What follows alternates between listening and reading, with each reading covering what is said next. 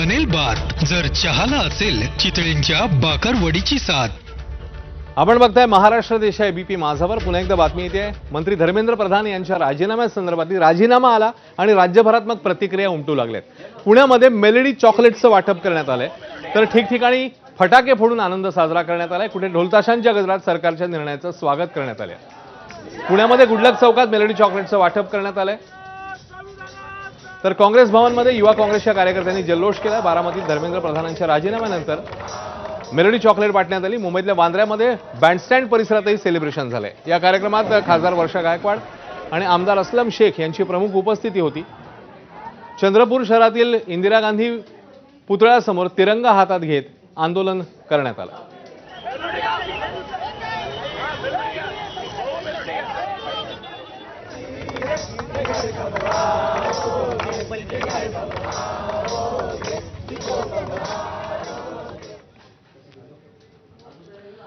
मराठमोळा तरुण अभिजित दिपकेच्या नेतृत्वाखाली हे आंदोलन सुरू होतं आणि त्यानंतर हा राजीनामा समोर आला।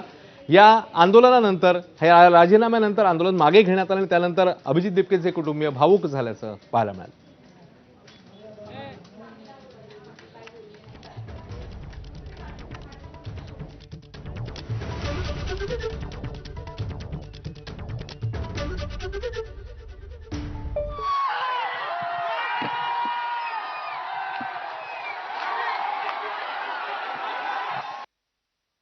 खूप आनंद झाला, एवढा आनंद झाला, खूप आनंद झाला। त्या आनंदाला त्याच्या प्रामाणिकपणेला यश आलेले, प्रामाणिकपणेला खूप मोठं यश आलं त्याच्या। आता लवकरात लवकर घरी यावं। मी आता त्याच्याशी बोलल्यानंतर संध्याकाळी त्याला म्हणते उद्या ये, नाही तर आम्ही तुला घ्यायला येतो म्हणून आता तयारी करूनच हे करतो आम्ही त्याला। आल्यावर काय करणार? आल्यावर काही नाही, त्याला मिठी मारणार, त्याला ओवाळणार त्याला। त्यांनी मागे ओवाळू नाही दिला आम्हाला, ओवाळायचं नाही म्हणे मम्मी, मी काय मोठा पराक्रम केला नाही, काही नाही, त्याच्यामुळे तुम्ही ओवाळायचं नाही म्हणे। अखेर राजीनामा दिलाय, हे यश आहे? हो यश आहे ना, ते मुलांचं यश आहे, ते मुलांचं यश आहे, ते सगळ्या मुलांचं यश आहे। जेवढे आंदोलनाला होते सहभागी जागोजागी सगळे मुलांचं यश आहे त्याच्यामध्ये। धर्मेंद्र प्रधान साहेबांनी मनाचा खूप मोठेपणा दाखवलेला आहे, कारण त्यांचा राजीनामा याच्यावर यूट्यूबवर मी वाचलेला आहे। त्यांच्या राजीनाम्यामध्ये सुद्धा त्यांनी म्हणले की विद्यार्थ्यांनी हे आंदोलन आता सोडून द्यावं आणि अभ्यासाकडे शिक्षणाकडे लक्ष द्यावं।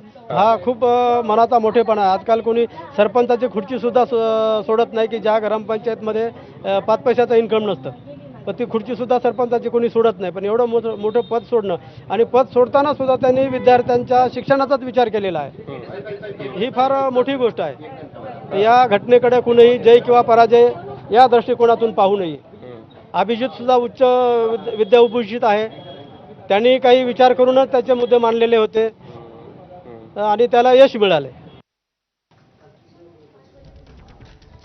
आणि आता बातमी येते आषाढी एकादशी संदर्भातली। आषाढी एकादशी निमित्ताने पंढरपूरमध्ये भक्तांची मांदियाळी पाहायला मिळाली।